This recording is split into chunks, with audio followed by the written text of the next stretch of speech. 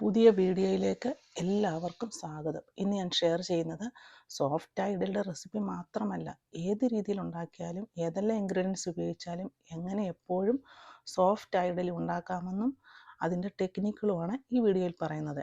ഇഡലി എല്ലാവർക്കും ഉണ്ടാക്കാൻ അറിയാം, എങ്കിലും ചില സന്ദർഭങ്ങളിൽ നമ്മൾ ഉദ്ദേശിക്കുന്ന സോഫ്റ്റ്നെസ് ഇഡലിക്ക് കിട്ടാറില്ല. പ്രത്യേകിച്ച് കുക്കിങ്ങിൽ പുതുതായിട്ട് ഉള്ള യുവജനങ്ങളൊക്കെ പല സംശയങ്ങൾ ചോദിക്കാറുണ്ട്. എൻ്റെ എക്സ്പീരിയൻസിൽ കൂടിയും മറ്റുള്ളവർ പറഞ്ഞു തന്നതുമായ ചില കാര്യങ്ങൾ ഇവിടെ ഞാൻ ഷെയർ ചെയ്യുന്നു. നിങ്ങൾക്ക് അറിയാവുന്ന കാര്യങ്ങൾ കമൻറ്റ് ബോക്സിൽ അറിയിച്ചാൽ എനിക്കും മറ്റുള്ളവർക്കും അത് പ്രയോജനപ്പെടും. ഇനി ഇഡലി സോഫ്റ്റായി കിട്ടാൻ ആദ്യമായി വേണ്ടത് ബേസിക് ഇൻഗ്രീഡിയൻസ് ആയ അരിയുടെയും ഉഴുന്നിൻ്റെയും പ്രൊപ്പോർഷനാണ്. 3 കപ്പ് പച്ചരിക്ക് 1 കപ്പ് ഉഴുന്ന്. അപ്പോൾ ചോറോ അവലോ അരയ്ക്കേണ്ട ആവശ്യമില്ല. 3:1 റേഷ്യോ. 2 കപ്പ് പച്ചരിക്ക് എടുക്കുമ്പോൾ 1 കപ്പ് ഉഴുന്നാണെങ്കിൽ അതിൻ്റെ കൂടെ അരക്കപ്പ് ചോറോ അരക്കപ്പ് അവലോ അരയ്ക്കാവുന്നതാണ്. 2:1 റേഷ്യോയിൽ. ഗ്രൈൻഡറിൽ അരയ്ക്കുമ്പം റേഷ്യോ 4:1 ആയിട്ട് എടുക്കാവുന്നതാണ്. ഏതാണേലും അതിൻ്റെ കൂടെ 1 സ്പൂൺ ഉലുവായി കൂടെ ചേർക്കണം. അടുത്തതായിട്ട് അരിയും ഉഴുന്നും നന്നായി കഴുകണം. 3 തൊട്ട് 5 മണിക്കൂർ വരെ കുതിർക്കാൻ വെക്കണം. അതിൽ ഉഴുന്ന് നന്നായി കഴുകി അതിൻ്റെ വെള്ളം കളയാതെ വേണം, ആ വെള്ളം വേണം നമ്മൾ അരയ്ക്കാൻ ഉപയോഗിക്കേണ്ടത്. അതുപോലെ അരയ്ക്കുമ്പോൾ ഐസ് ക്യൂബ്സ് ഉപയോഗിക്കുകയോ അല്ലെങ്കിൽ ഉഴുന്ന് കുതിർന്ന് 2 മണിക്കൂറിന് ശേഷം ഫ്രിഡ്ജിൽ വെച്ച് തണുപ്പിച്ച ശേഷം അരയ്ക്കുകയോ ചെയ്താൽ ഉഴുന്നുമാവ് കൂടുതൽ സോഫ്റ്റ് ആകും, ഫ്ലഫി ആകും. ഉഴുന്നുമാവിൻ്റെ ഫ്ലഫിനെസ് വളരെ ഇമ്പോർട്ടൻ്റ് ആണ്. കുറച്ച് സമയം എടുത്താണേലും ഉഴുന്നുമാവ് നന്നായി അരയ്ക്കുകയും അതുകൊണ്ടാണ് അത് തണുപ്പിച്ചിട്ട് അരയ്ക്കണമെന്ന് പറയുന്നത്. ഉഴുന്ന് ചൂടാകരുത്. അതുപോലെ അരി അരച്ചത് നമ്മൾ മാവിലിടുമ്പോൾ നമുക്ക് മനസ്സിലാകും രണ്ട് ടെക്സ്ചറിലാണ് ഉള്ളതെന്ന്.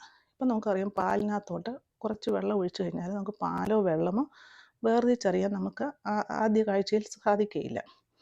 അതുപോലെ ഈ അരി ഉഴുന്നിൻ്റെ മാവ് ഒന്നിച്ച് ഒരേപോലെ വരണം. അതുകൊണ്ടാണ് നന്നായിട്ട് ഇളക്കണമെന്ന് പറയുന്നത്. അപ്പോൾ ഇങ്ങനെ നന്നായിട്ട് ഇളക്കുന്ന സമയത്ത് ഉപ്പ് കൂടി ചേർക്കാവുന്നതാണ്. കാരണം ഇത് ഫെർമെൻറ്റ് ചെയ്ത് പൊങ്ങിയതിന് ശേഷം അധികം ഇളക്കത്തില്ല. അതുകൊണ്ട് ഈ സമയത്ത് ഉപ്പ് ചേർത്ത് നന്നായിട്ട് ഇളക്കണം. അതുപോലെ കുറച്ച് വെള്ളവും കൂടെ ചേർത്ത് ഈ ബാറ്ററിൻ്റെ കൺസിസ്റ്റൻസി കുറച്ച് ലൂസാക്കണം. ഇപ്പം ലൂസായാലും സാരമില്ല, ഫെർമെൻറ്റ് ചെയ്യുമ്പോൾ ടൈറ്റായിട്ട് കിട്ടിക്കോളും. ഇങ്ങനെ തവി കൊണ്ടും അല്ലെങ്കിൽ കൈ കൊണ്ടോ നല്ലതായിട്ട് ഇളക്കി ബാറ്റർ ഈ രീതിയിൽ എടുക്കുക. ഇനിയും ഇത് ഫെർമെൻറ്റ് ചെയ്യാനായിട്ട് വെക്കണം. അതിന് ഒരു 8 മുതൽ 12 മണിക്കൂർ വരെയാണ് അതിൻ്റെ സമയം. ആ സമയത്തിനുള്ളിൽ അത് നല്ലതായിട്ട് പൊങ്ങിക്കിട്ടണം. തണുപ്പുള്ള പ്രദേശങ്ങളാണെങ്കിൽ അവിടെ മാവിൻ്റെ മുകളിൽ ഒരടപ്പ് വെച്ചിട്ട് കുറച്ച് ചൂടുവെള്ളം കൂടെ വെച്ച് ഇത് ഫെർമെൻറ്റ് ചെയ്ത് എടുപ്പിക്കാം. എങ്ങനെയാണേലും 8 മണിക്കൂറിനകം നല്ല ഫ്ലഫി ആയിട്ടുള്ള മാവ് കിട്ടണം.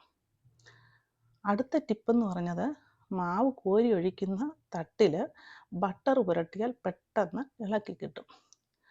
ബട്ടർ ഇല്ലെങ്കിൽ ഏതെങ്കിലും ഓയിൽ ഉപയോഗിച്ചാലും കുഴപ്പമില്ല.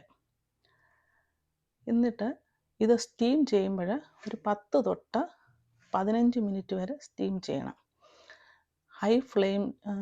മീഡിയം ഫ്ലെയിം ടു ഹൈ ഫ്ലെയിമിൽ വെക്കുന്നതാണ് നല്ലത്. അങ്ങനെ ഇഡലി വെന്തതിന് ശേഷം പുറത്തെടുത്ത് തണുപ്പിച്ച് നമുക്ക് നല്ല സോഫ്റ്റായ ഇഡലി ഉപയോഗിക്കാം. എപ്പോഴും നല്ല സോഫ്റ്റായ ഇഡലി ഈ രീതിയിൽ നമുക്ക് ലഭിക്കും. ഇന്ന് ഞാൻ കാണിച്ചിരിക്കുന്ന റെസിപ്പിയിൽ മില്ലറ്റ് കൂടെ ചേർത്തിട്ടുണ്ട്. അതുകൊണ്ടാണ് ഇഡലിക്ക് ഇച്ചിരി നിറം കുറവായിട്ടുള്ളത്. ഞാനിവിടെ എടുത്തിരിക്കുന്നത് 2 കപ്പ് പച്ചരി, 1 കപ്പ് മില്ലറ്റ്, 1 കപ്പ് ഉഴുന്ന്. അതും അപ്പോൾ 3:1 റേഷ്യോയിലാണ് വന്നിരിക്കുന്നത്. ഇത് നേരത്തെ പറഞ്ഞ പോലെ നന്നായി കഴുകി ഐസ് ക്യൂബൊക്കെ ഇട്ട് നന്നായിട്ട് അരച്ചെടുക്കണം. എന്നിട്ട് അരിമാവുമായിട്ട് ഇത് യോജിപ്പിച്ച് നന്നായിട്ട് ഇളക്കിയെടുക്കണം. ഈ സമയത്ത് ഉപ്പൊക്കെ ചേർക്കാം. അങ്ങനെ നല്ലതായിട്ട് യോജിപ്പിച്ചെടുത്ത മാവ് കൈ കൊണ്ടോ തവി കൊണ്ടോ ഒക്കെ ഇത് ഇളക്കിയെടുക്കാവുന്നതാണ്. അതിനുശേഷം ഇത് നമ്മൾ സ്റ്റീമറിൽ ഫെർമെൻറ്റ് ചെയ്യാൻ വെക്കുക.